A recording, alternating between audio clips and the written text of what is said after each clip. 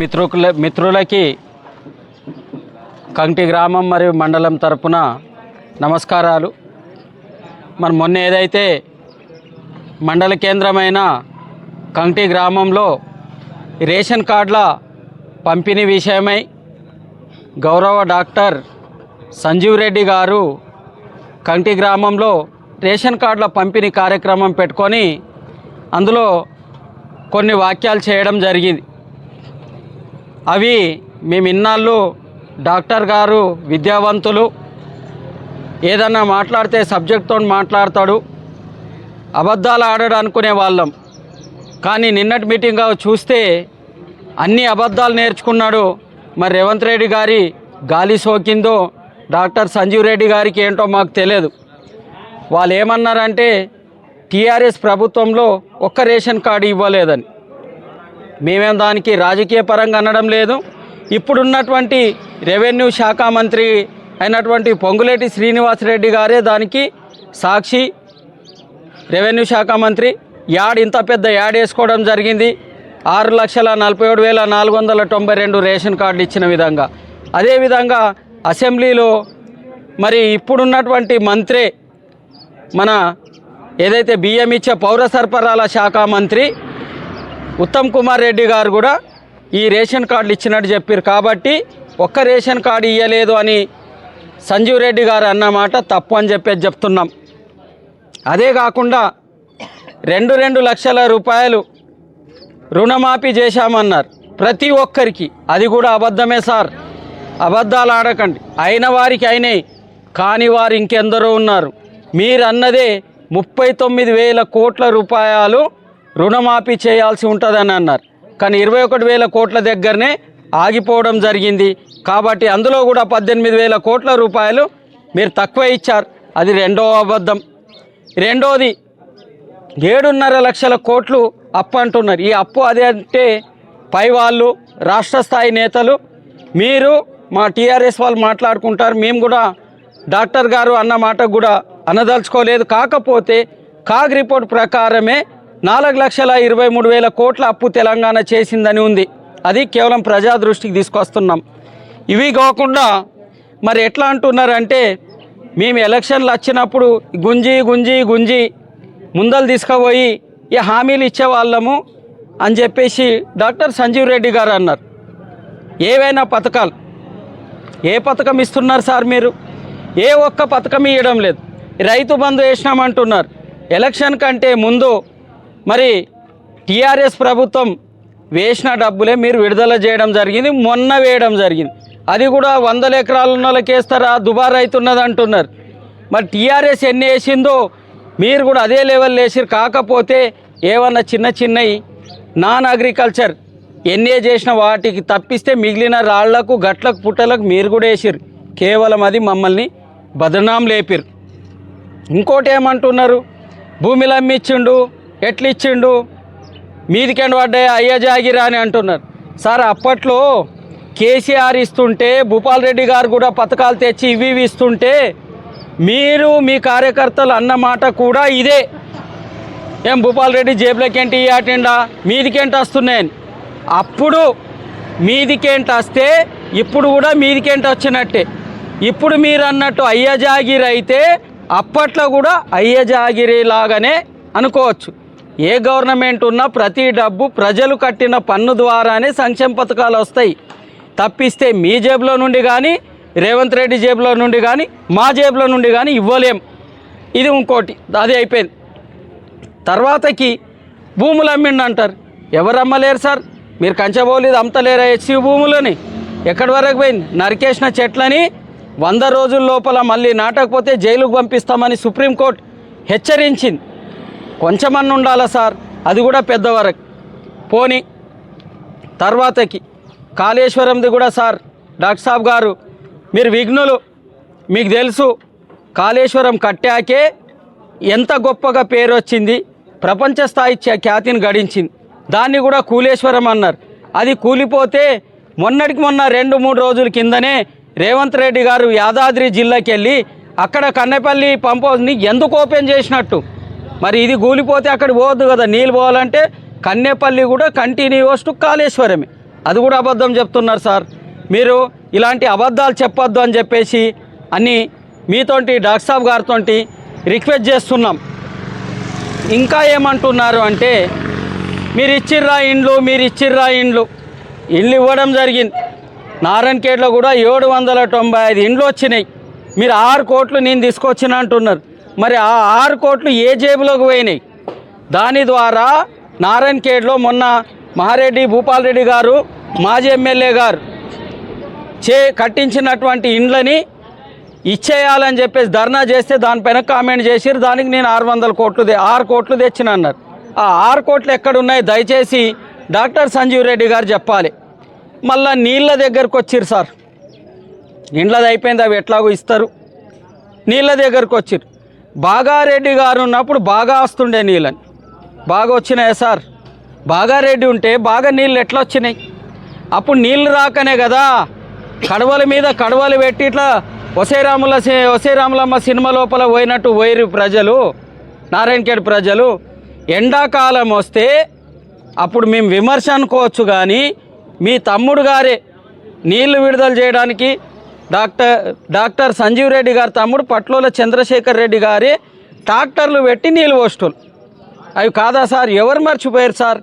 నీళ్ళు అప్పుడు రాలేవు, ఇప్పుడు వస్తున్నాయి అంటున్నారు. ఇప్పుడు కూడా అబద్ధమే. వారంకు 2 రోజులు వస్తున్నాయి నీళ్ళు. మరి టీఆర్ఎస్ ప్రభుత్వంలో వచ్చిన నీళ్ళు ఇప్పుడు ఎందుకు వస్తలేవు? మేము మీకు సవాల్ కానీ ప్రతి సవాల్ కానీ విసరడం లేదు సార్. రిక్వెస్ట్ చేస్తున్నాం. మీరు కంటి గ్రామానికి అన్నారండి, ఇంకేదన్నా గ్రామానికి రండి.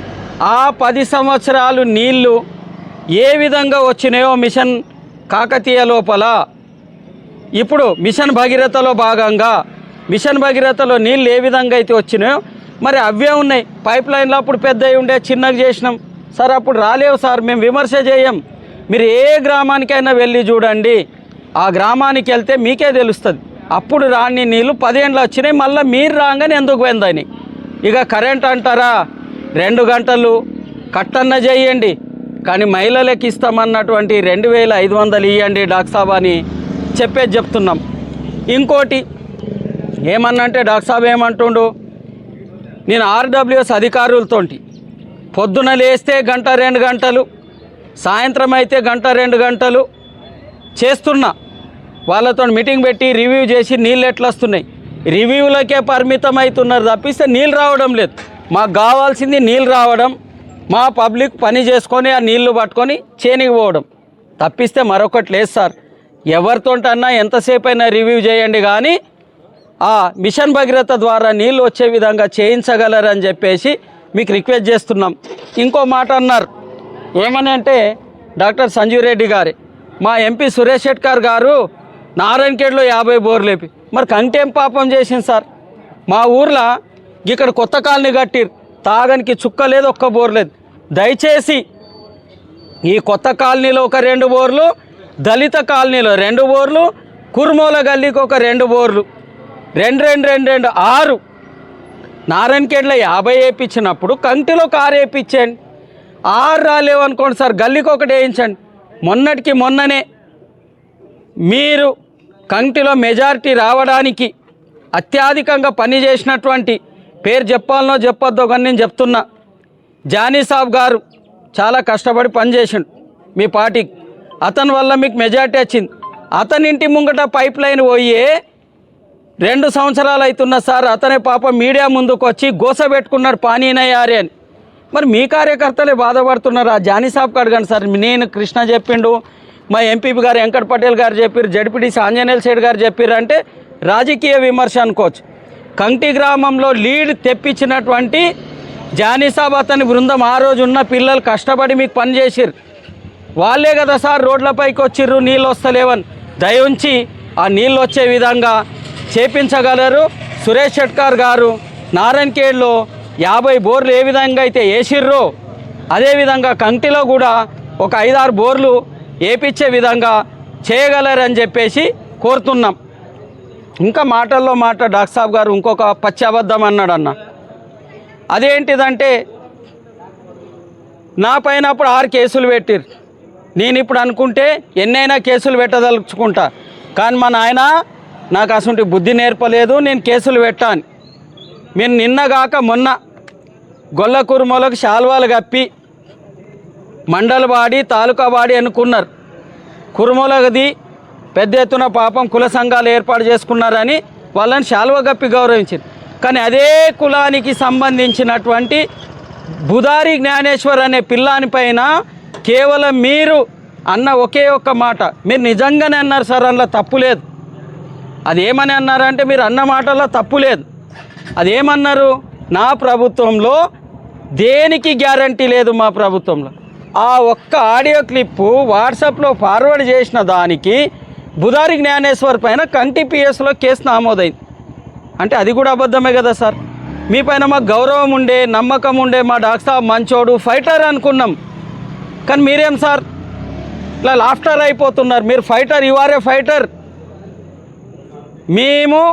మీరు ఫైటర్గా ఉండాలని కోరుకుంటాం తప్పిస్తే ఇలా అబద్ధాలు ఆడకండి సార్. మీకు ఎవరిదో గాలి సోకుతున్నది, ఆ గాలిని పట్టించుకోకండి. ఇంకొక మాట కూడా అన్నారు, దెగులువాడి పోవడానికి రోడ్ వేపిస్తా.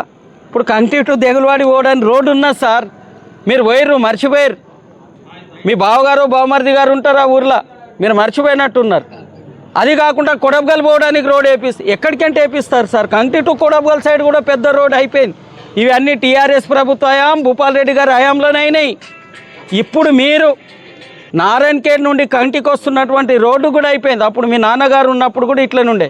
ఇప్పుడు ఏమన్నా అంటే ఏమంటున్నారు, నేను మనూరు రోడ్డు శాంక్షన్ పెట్టించినా, నేను నాగలిగిద్దరు పెట్టించినా. నేను శాంక్షన్ వద్దు సార్, అవి పూర్తి చేయండి.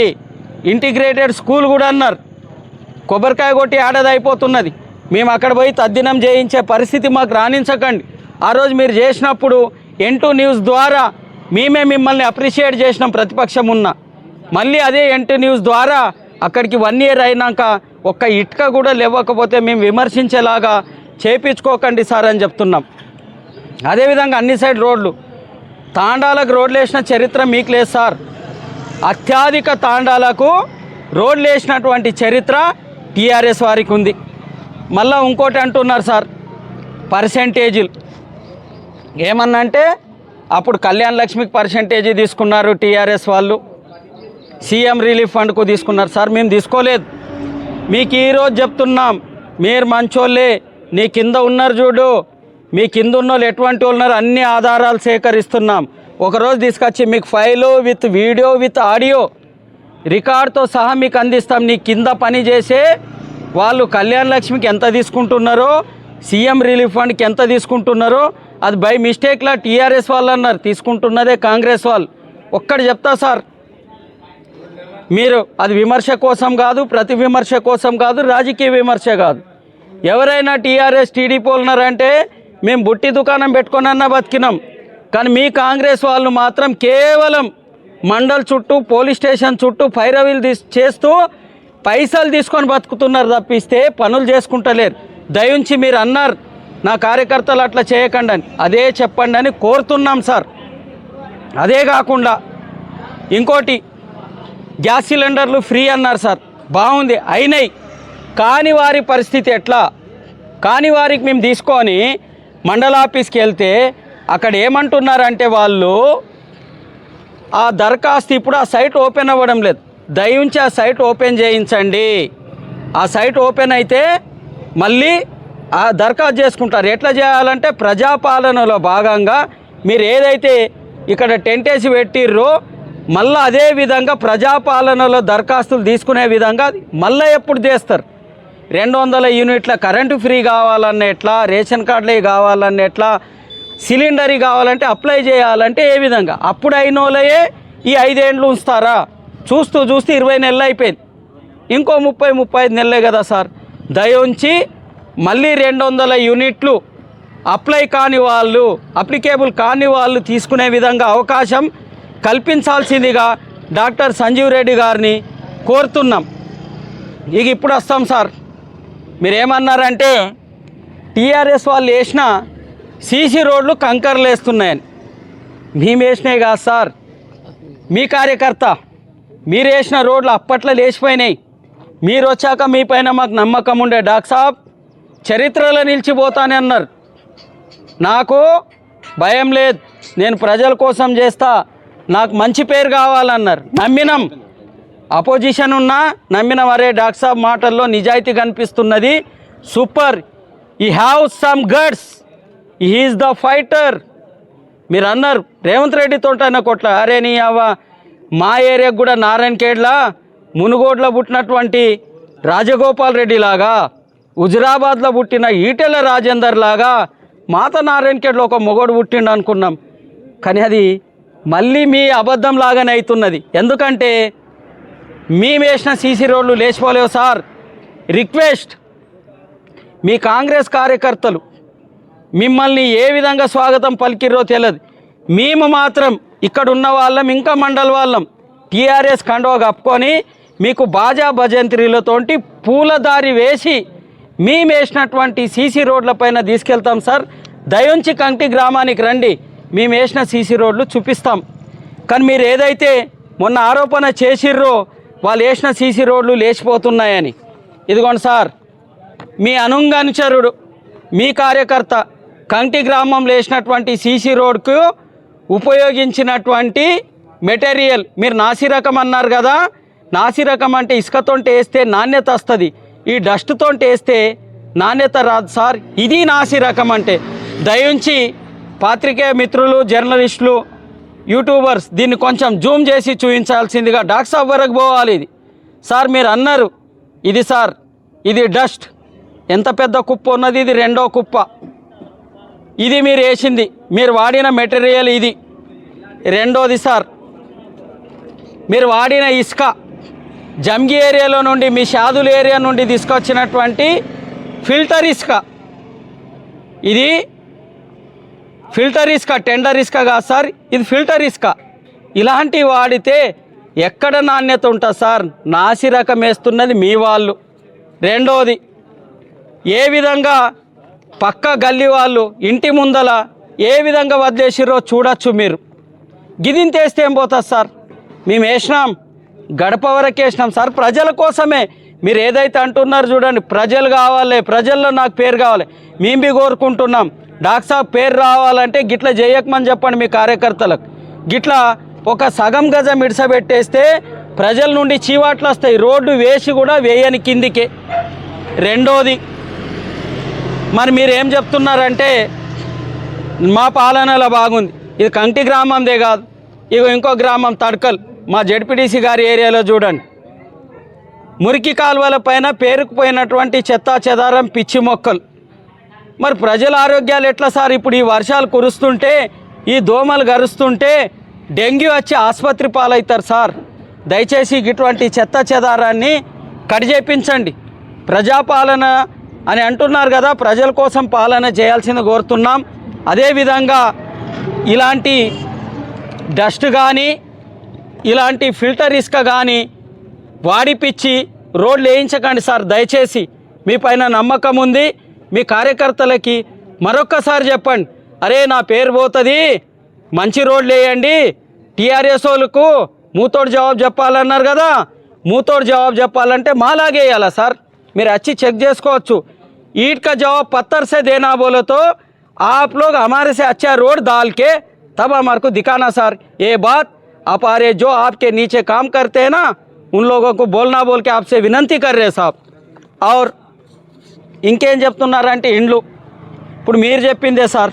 ఇవంటే రాజకీయ ప్రతి విమర్శలైనవి. దయచేసి కోరుతున్నాం, మీరు ఫైటర్, మేము మిమ్మల్ని నమ్ముతున్నాం. మీరు రేవంత్ రెడ్డి గారితో గొడవ పడతారో, కుస్తీ పడతారో, ఏం చేస్తారో తెలియదు. కానీ మా మహిళలకి మీరు కళ్యాణ లక్ష్మి చెప్పారు కాబట్టి గుర్తుకొచ్చింది. ఆ కళ్యాణ లక్ష్మి ₹1,00,000 చెక్కుతో పాటు తులం బంగారం ఇస్తా అన్నారు. ఆ తులం బంగారం దయచేసి ఇప్పించండి. ప్రతి మహిళకి 2,500 ఇస్తామన్నారు. దయచేసి డాక్టర్ సాబ్ గారు 2,500 ఇప్పించండి. 18 ఏళ్ల లోపు ఉన్న మహిళలకి స్కూటీలు, స్కూల్ పిల్లలకు, కాలేజ్ పిల్లలకు స్కూటీలు ఇప్పిస్తున్నారు. ఆ స్కూటీలు ఇప్పించండి. మాలాగా చదువుకున్న నిరుద్యోగులకు నిరుద్యోగ భృతి ఇప్పిస్తున్నారు. దయచేసి ఆ నిరుద్యోగ భృతిని కూడా సంబంధిత మంత్రి గారితో కానీ, ముఖ్యమంత్రితో కానీ మాట్లాడండి. అదేవిధంగా చేయుత కింద 4,000 ఇచ్చి 10 లక్షల లోన్లు పెడతామన్నారు. మరి అది ఎక్కడ పోయిందో రాజీవ్ శక్తి ఆ భగవంతునికే తెలుసు. ఇలాంటి అన్నీ మీరు ఫైటర్, మీరు కొట్లాడతారు, మీ దగ్గర తాకత్ ఉన్నది అని నమ్ముతున్నాం. కాబట్టి ఇవన్నీ ముఖ్యమంత్రి గారికి దృష్టికి తీసుకెళ్ళండి. అక్కడి నుండి మా ఏరియా ప్రజలకు మాత్రం ఇవి రప్పించండి.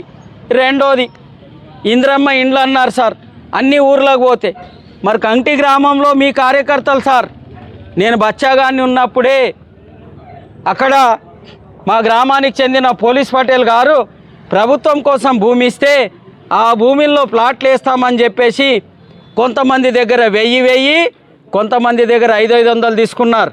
అది ఇప్పుడు ఎందుకు దృష్టికి తెస్తున్నా అంటే, మీరు ఇచ్చిన హామీల్లో భాగంగానే స్థలం లేని వారికి మీరు ప్లేస్ ఇచ్చి 5 లక్షల రూపాయలు ఇచ్చి కట్టిస్తున్నారు. అలాంటి వాళ్ళు చాలామంది ఉన్నారు సార్ కంటి గ్రామంలో.